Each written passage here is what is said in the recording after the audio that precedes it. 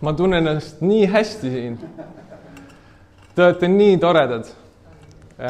Me tulime siia kirikusse, meid võeti nii soojalt vastu. Tõesti, nii hea meel on siin olla. Ma olen 6 aega oodanud siia tulemist. Nii et tänu Jumalale, et me saame siin olla. Ma panen endale aja käima, sest et peab ajast kinni hoidma. Väga hea. Nii, okei, paljud teist tõenäoliselt ei tunne mind. Mina olen Beno Kudrin. Ma tulen Toompea kogudusest, Tallinnast, Nelipühi kirikust. Ma olen Tallinna Toompea koguduse ja Paldiski koguduse noortejuht ja olen siis Eesti või EKNK noortetöö koordinaator. Ma töötan veel lisaks Eesti metodisti seminaris, olen seal siis projektijuht, olen abielus, mul on 2 poega, üks 4-aastane, üks 7-aastane ja mul on koer nimega Aus. Abja on minu jaoks tegelikult südamelähedane koht, juba sellepärast, et minu onu elab siin.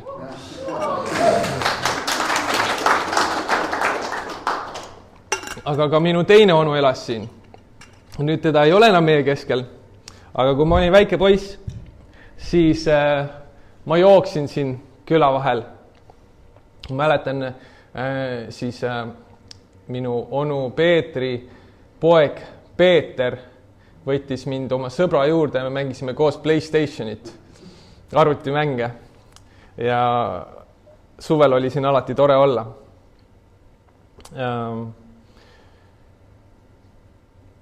Aga ma olen kuulnud, et siin koguduses toimuvad ka väga põnevad asjad.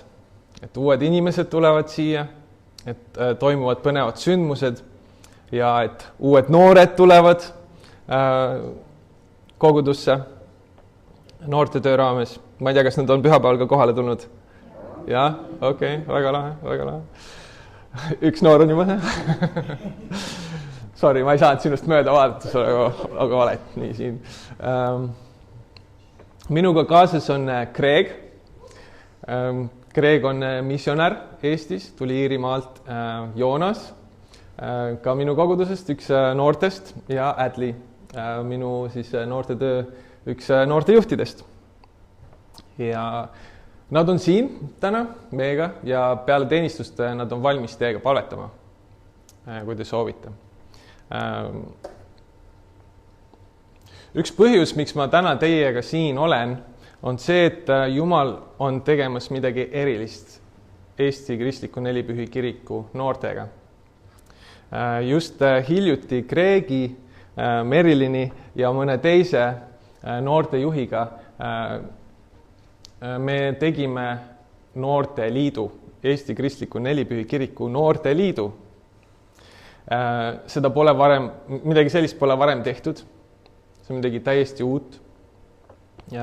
Selle eesmärk on tuua Eesti noored, kiriku noored kokku ja see ei ole mingisugune, ma ei tea, Tallinna või Harjumaa mingisugune, ma ei tea, projekt, vaid see on meie ühine Eesti noorte projekt. Sellepärast ongi tähtis, et Merilin on seal, et Maanus Valgast on seal, et Joel Tartust on seal, et me ajame Eesti asja, on ju, üheskoos, et me ei kutsu noori meie üritusele Tallinnasse või Harjumaale, vaid et see on meie ühine üritus. Ja ma arvan, et see saab muutma Eesti noorte tööd drastiliselt.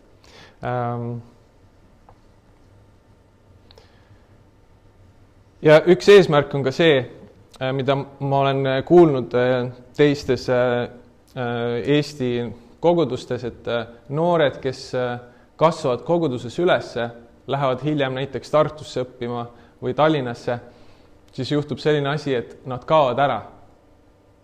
Nad ei tule oma kogudusse tagasi ja ma ei tea, Tallinnas või Tartus või kuskil mujal nad ka ei lähe kogudusse.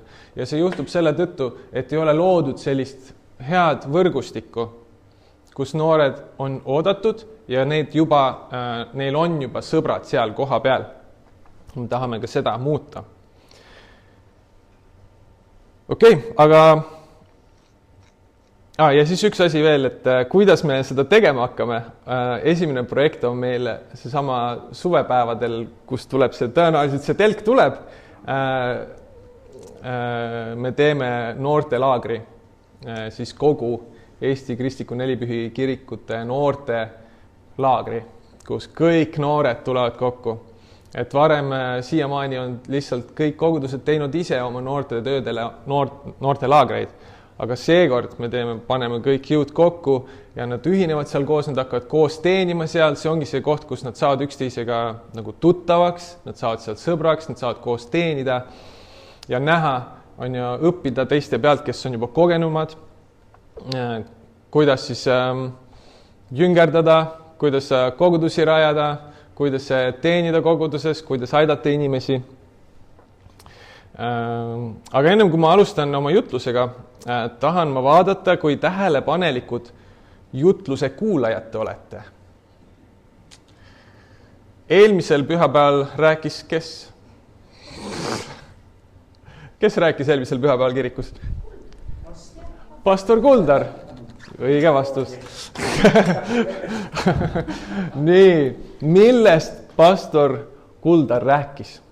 Mis teema oli? Mis pealkiri oli? Eduvõti. Tubli, see on meelde väga hea. Mis sulle veel meelde jäi? Mis need eduvõtmed olid? Nagu öelda, Jeesus ei pane kunagi mööda. Jeesus on eduvõti, väga hea. Mis teil veel meenub? No, mõni eduvõti.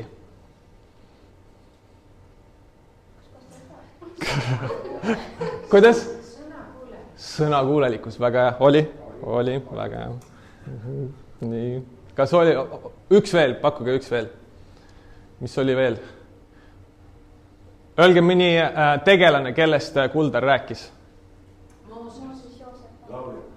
Lauljatest rääkis. Ja lauljast ja see Mercury on ju. Ja, väga hea. Okei, ma enam ei kiusa teid, väga tublid, väga hästi. Nii, aga ma küsin teilt veel paar küsimust. Minu jutluse teema on täna põlvest põlve. Ja ma esitan teile sellise küsimuse. Mis juhtuks, see on nüüd päris küsimus, millele te saate vastata, mitte hüpoteetiline, et lihtsalt mõelge, vaid vastake. Mis juhtuks, kui 20 aasta pärast oleks siin ainult eakad siin koguduses? Mis juhtuks? Kogudus sureks välja? Eakad kutsuvad eakaid ei sure. Ja. Kiristus välja sure. Siis oleks kõige suurem eakate kogudus Eestis. Ja, õige. Okei. Mis juhtuks, kui 20 aasta pärast poleks siin kedagi üle 30 aastase?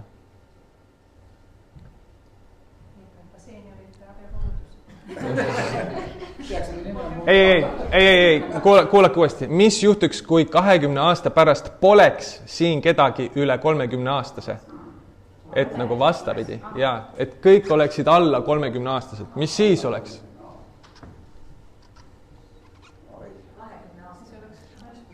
Alla 30 aastased. 20 aasta pärast poleks siin kedagi, kes on üle 30 aastane. Meie kogudusega seda juhtu, sest siin on noori inimesi, kes elaksid ikka kauem kui 20 aastat. Nii et oleks küll neid rohkem või üle 20 aastat. Kui oleks, siis oleks.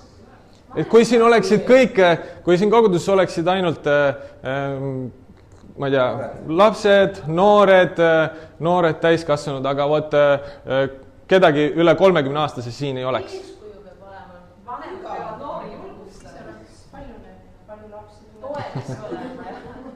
Väga hea mõte, mulle väga meeldib see mõte.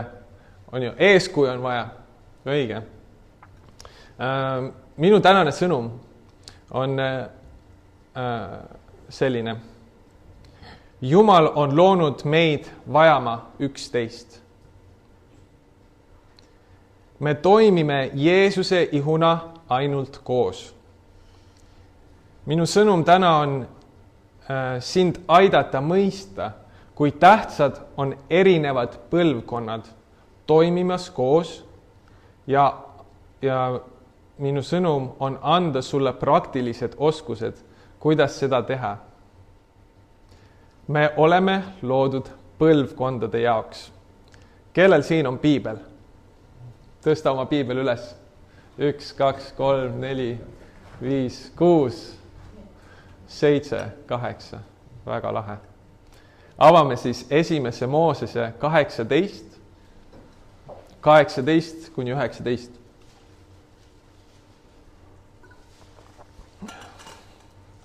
Kui vene keeles, siis 1. Moiseja 18, 18-19.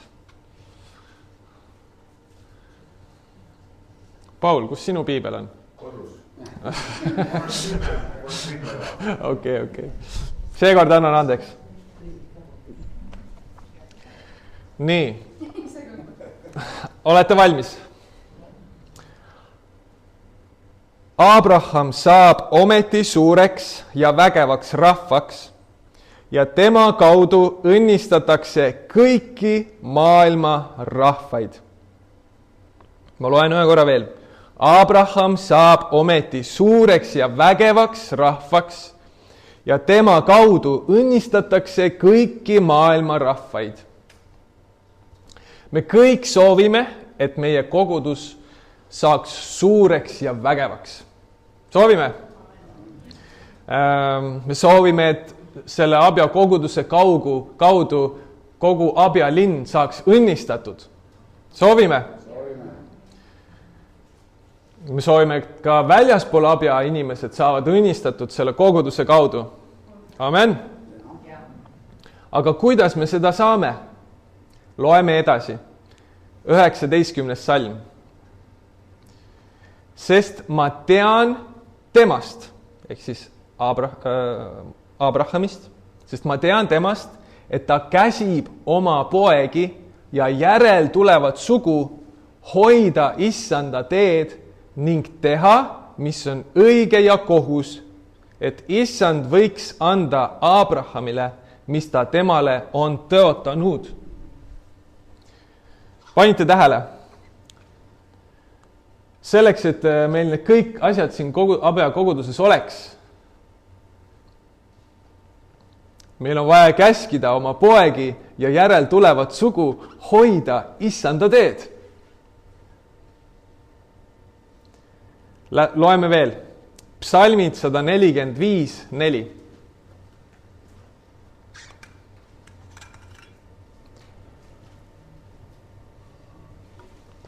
Псальмы 145-4.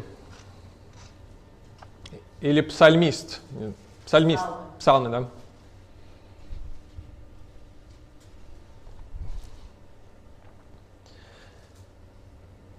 Olete valmis? Rahvapõlv ülistab rahvapõlvele sinu tegusid ja nad kuulutavad sinu suurt vägevust. У кого-то по-русскому есть? 144. Да, можете прочитать? Да. Род роду будет восхвалять дела твои и возвещать о могуществе твоем. Amiin. Mis te arvate, kas see oli soovitus? Kas see on lihtsalt selline hea mõtisklus või midagi enamat? Jah, mõni ütleks, et see on käsk. Jumala käsk. Veel enam, see on Jumala disain. See on see, kuidas Jumal on oma koguduse loonud toimima. Kirik ei ole ühe põlvkonna projekt. See on usk, mis elab põlvest põlve. seega me oleme loodud põlvkondade jaoks. Nüüd ma palun tõusta inimestel, kes on teeninud Jumalat üle 20 aasta. Kui sa oled teeninud Jumalat, uskunud Jumalasse, järginud Jumalat 20 või rohkem aastat.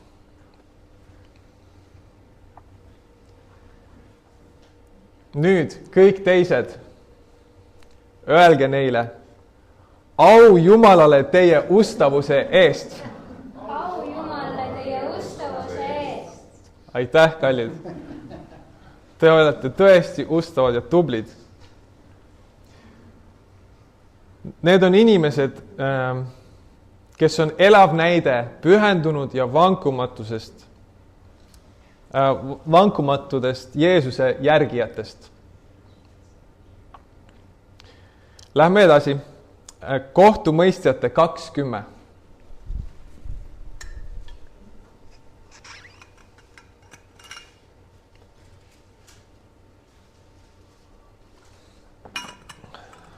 Kas teil on minuga lihtne kaasas olla? On? Väga hea. Kohtumõistjate 20. Nüüd ma annan teile leiba, mitte piima. Olete valmis?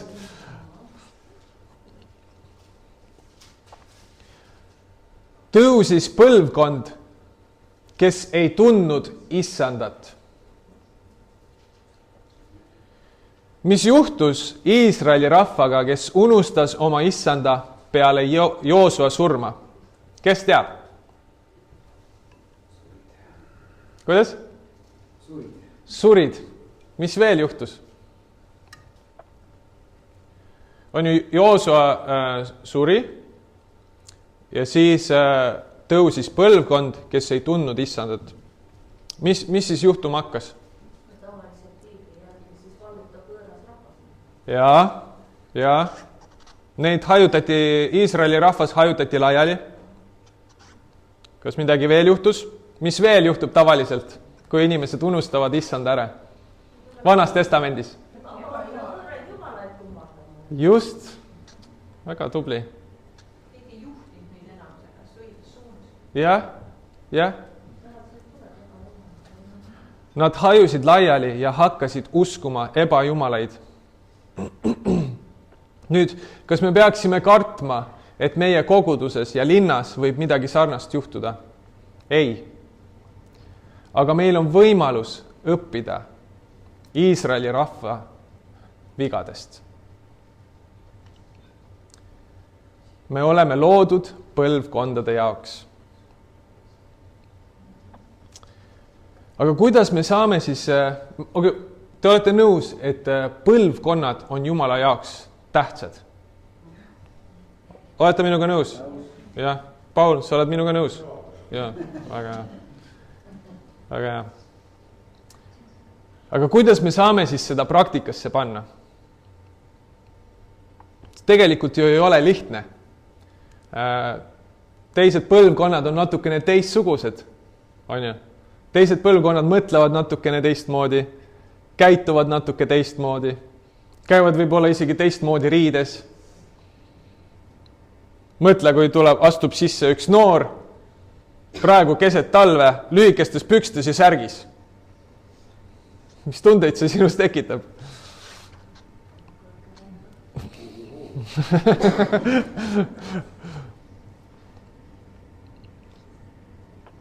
Ja vahest on meil vaja, et kellegiga kontakti luua, vaja luua Instagrami kontot.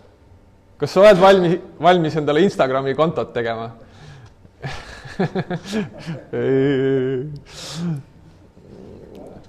Või kui noor tuleb, on ju kogudusse, siis ta peab, näiteks võib-olla palutakse müts peast ära võtta. Kas noor suudab seda? Seda ei pruugi lihtne teha. aga nüüd ma palun Joonasel rääkida väikse tunnistuse, väikse kogemuse, mis tal juhtus kirikus.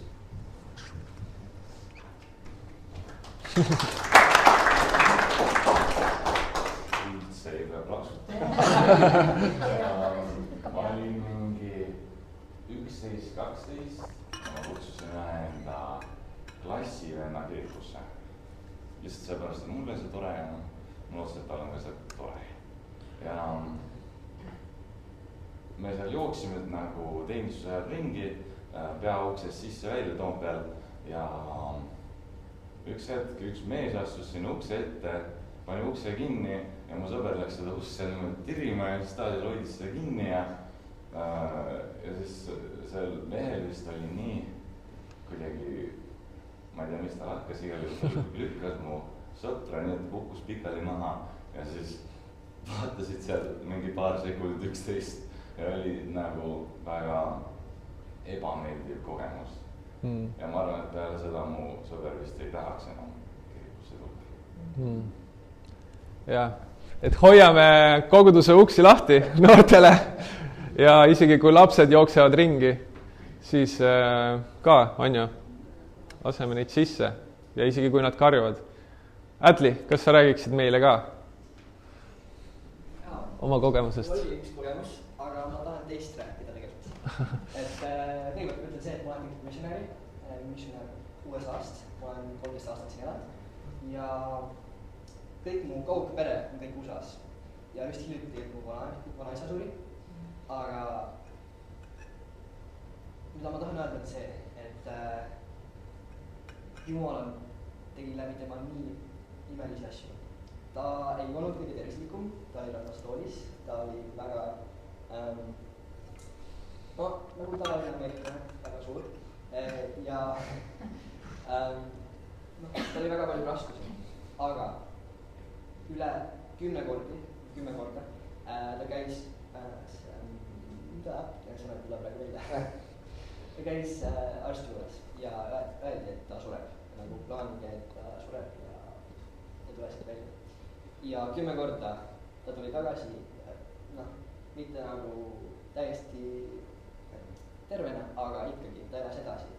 Ja ma ei näinud teda väga palju, aga iga kord, siis ma käin umbes iga 3 aastat tagasi USA-sse, et rännaha ja iga kord, kui ma sain teda näha, ma olin õnnistatud, et ta oli mu vanaisa, ma ka tundsin, kuidas ta valetab meie peale vist iga päev ja ma arvan see, et Jumal nii palju kordi tõi enda ustavuse tema üle, et ta sai edasi, et tema perest valetada ja et minu pere siin ja ka seal, kes temaga koos elas, said nii palju õnnistatud sellega. Ja siis, mul oli üks mõte veel, sorry.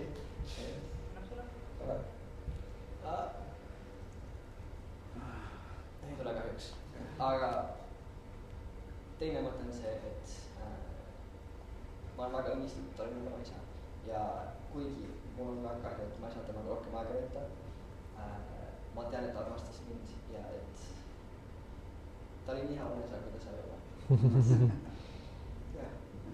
Aitäh sulle!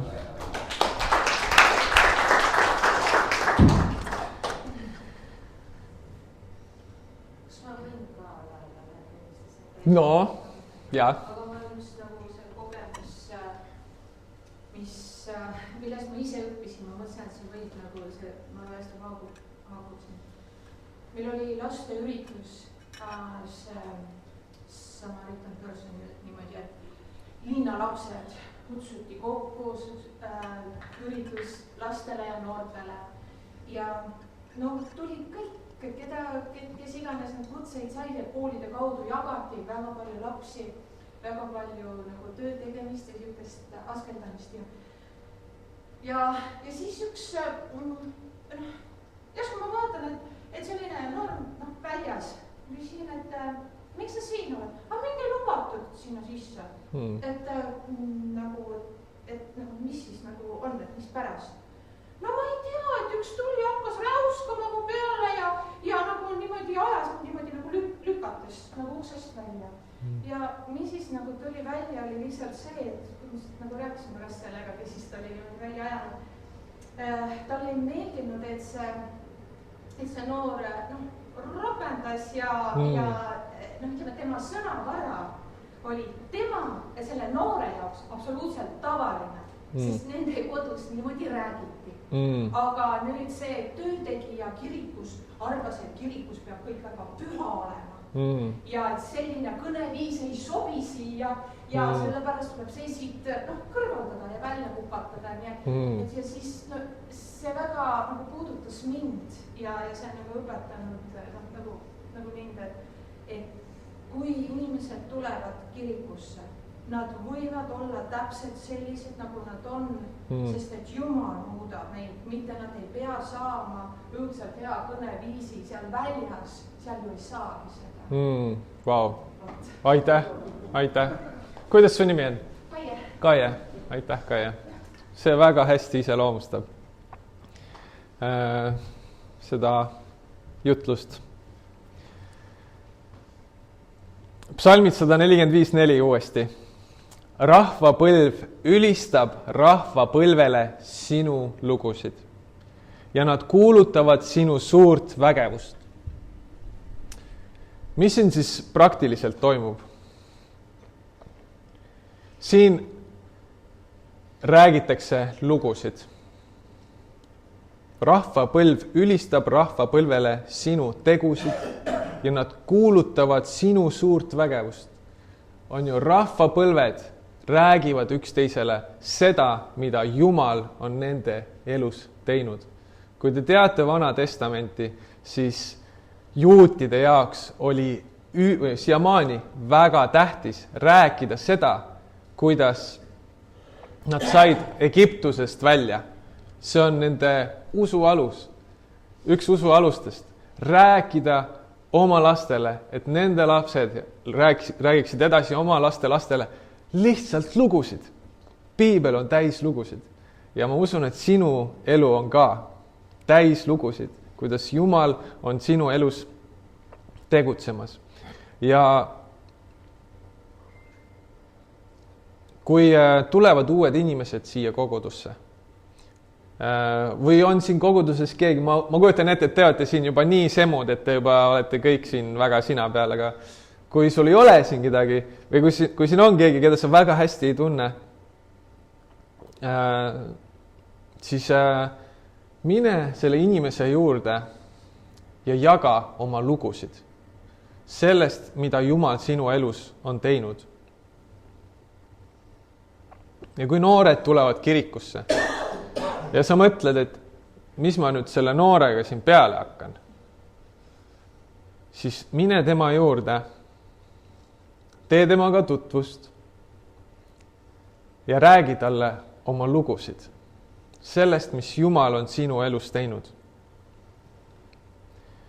Ja rääkides sellest, et minna kellegi juurde, mina mõtlen niimoodi, et tõenäoliselt on sellel inimesel, sellel uuel inimesel raskem tulla minu juurde kui minul tema juurde. Saite mu mõttest aru? Jah? Tuleb, see on tema jaoks võõras koht. Tõenäoliselt ta on seest hirmu täis, mis minust mõeldakse, mida ma tegema pean, kas ma peaksin jalanõud jalast võtma, kas ma peaksin veel midagi tegema. Tõenäoliselt on sinul palju lihtsam tulla tema juurde, kui temal sinu juurde. Ja kui sa jõuad tema juurde, siis küsi küsimusi. Näiteks,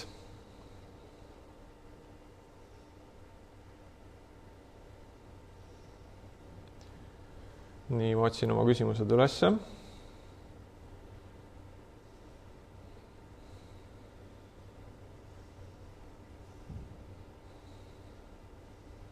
Küsi näiteks, kas sa piiblit loed?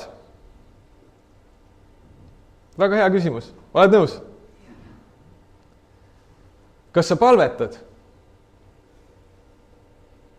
Ka hea küsimus. On või? Kas, kuidas sa loed piiblit?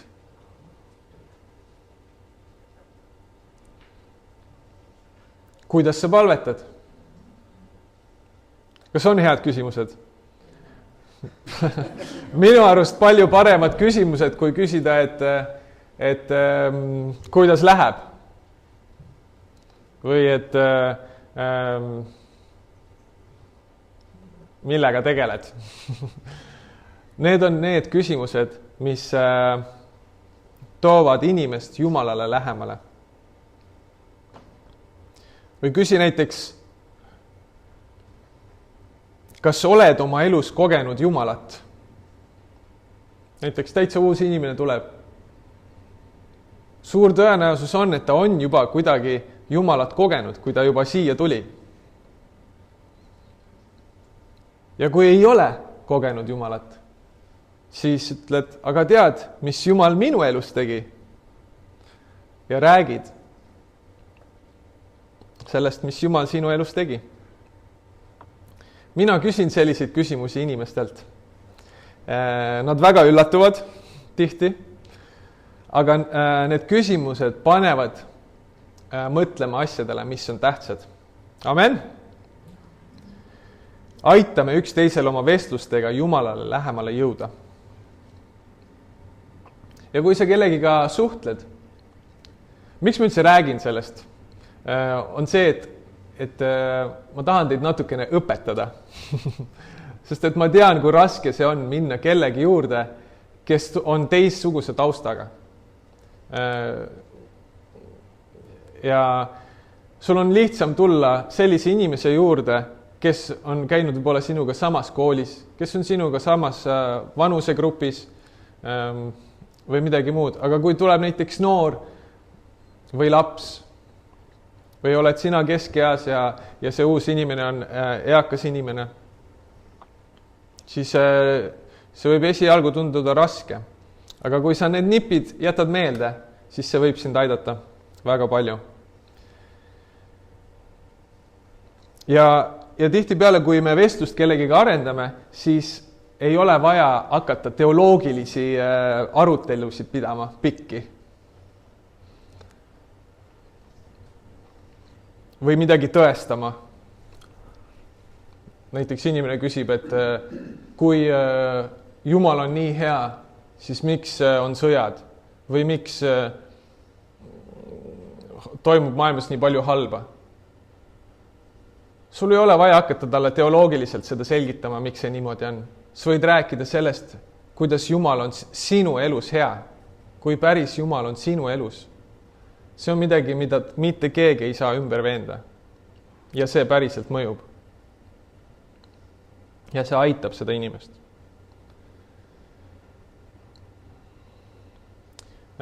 Meiega siin on Kreeg.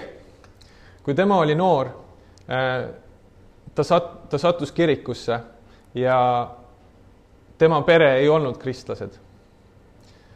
Aga tema koguduse kaaslased panid teda tähele.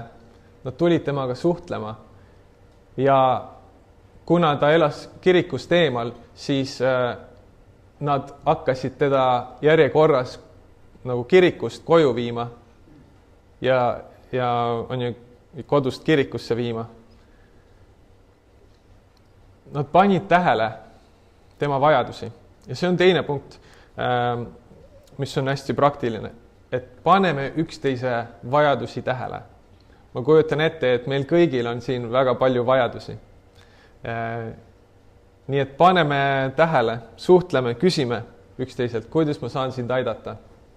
Ja päriselt aitame, on ju?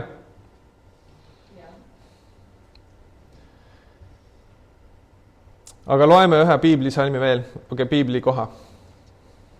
Psalm 78, 1-7.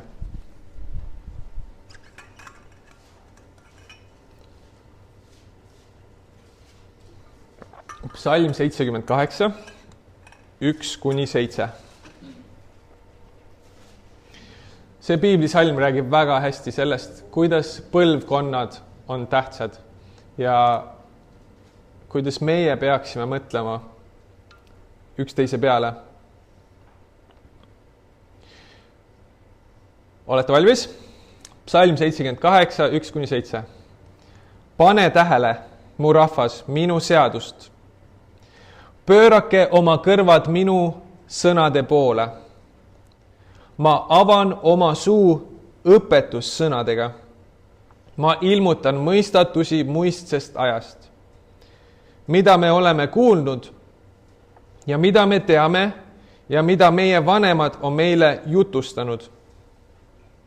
Seda ma ei taha salata nende laste eest. Me jutustame tulevasele põlvele Issanda kiituse väärt tegudest, tema vägevusest ja tema imedest, mis ta on teinud.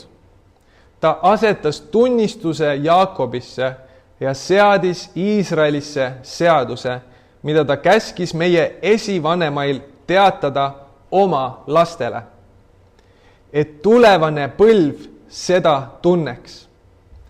Lapsed, kes sünnivad, et nemadki tõuseksid seda jutustama oma lastele ja et nad paneksid oma lootuse Jumala peale ega unustaks Jumala tegusid.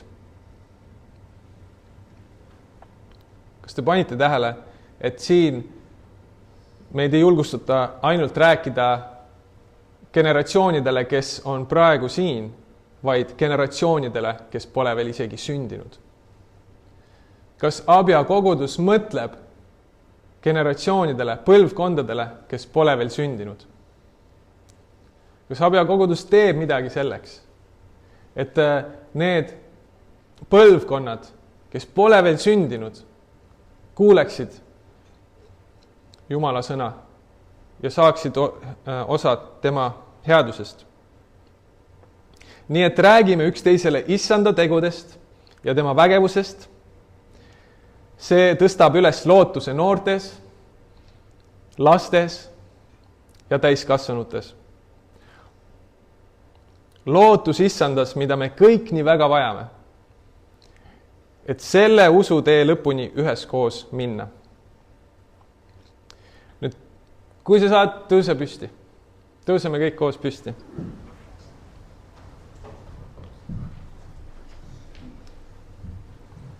Kui sa julged, võtta käest kinni inimesel, kes on sinu kõrval. Kuldar oli, mis nüüd tuleb? Kui julged, tee üks salto. Ja me palvetame.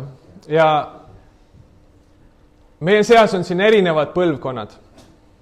Noored, lapsed, täiskasvanud, eakad. Palvetame üksteise eest. Vanemad palvetavad noorte ja laste üle ja noored palvetavad vanemate üle. Ma annan teile 2 minutit. Lihtsalt keskendu sellele, et palvetada.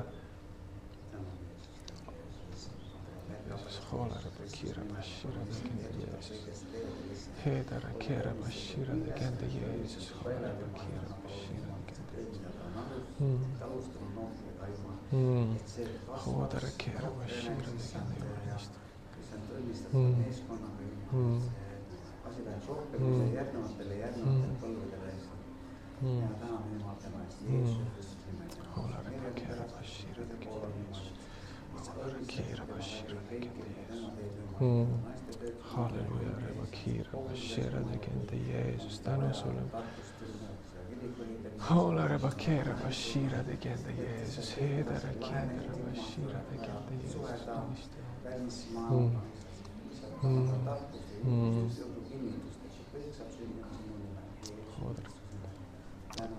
Halleluja, kallis taevane Isa, me täname sind laste ja noorte eest Abja paluajas. Jumal, me palume, et sa ulatuksid nendeni, Jumal, ja kui võimalik, siis kasuta meid.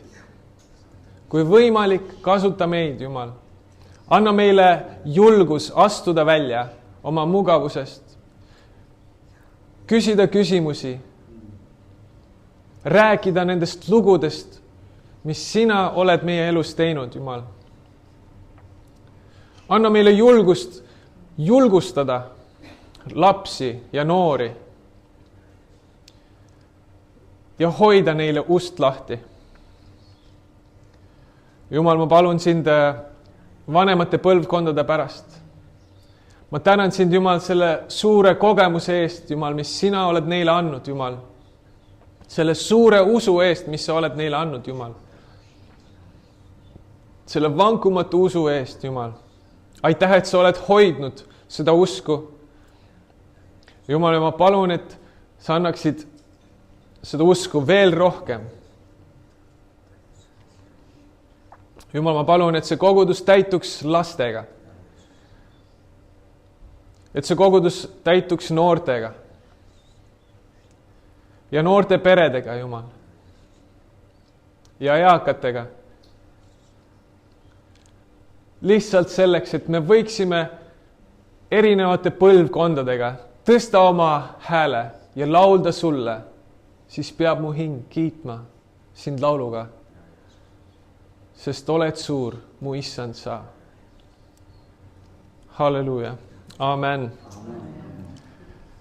Nii, aga veel lõpuks, te võite istuda. Ma annan sulle väikse ülesande. Kuidas saab ühest klassist lahkuda nii, et kodust ülesannet ei saa?